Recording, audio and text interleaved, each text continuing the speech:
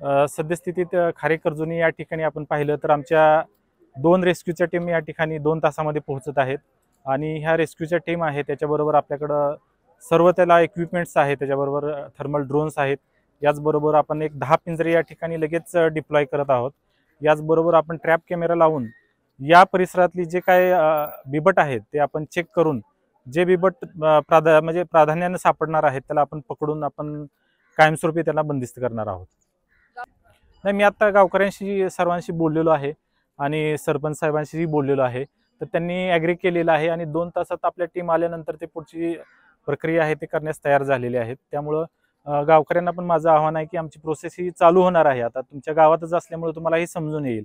त्यामुळं तसं काही करण्याची गरज नाही असं मला वाटतं. शासकीय मदत आम्हाला म्हणजे वारसांची नावं मिळाल्यानंतर आम्ही 2 दिवसामध्ये शासकीय मदत आपण त्यांना देऊया. शासकीय मदत ही आपली 25 लाखाची असते.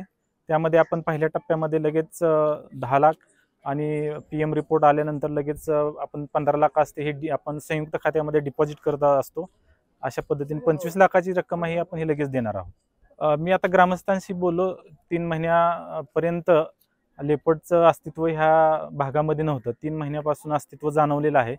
त्या दृष्टिकोनातून त्यांनी आपल्याला आता चर्चा पण केलेली आहे. परंतु आपण यानंतर लगेच आपण ॲक्शन मोडवर काम करून ही जी समस्या आहे ही कायमस्वरूपी आपण बंद करणार आहोत. यापूर्वी तसं आपण पिंजरंही लावलेलं होतं या ठिकाणी आणि मी आता आमच्या संबंधित जे लोक आहेत आमचे फॉरेस्ट डिपार्टमेंटचे त्यांच्याशी मीटिंग घेऊन आम्ही चर्चा करणार आहोत याबाबत.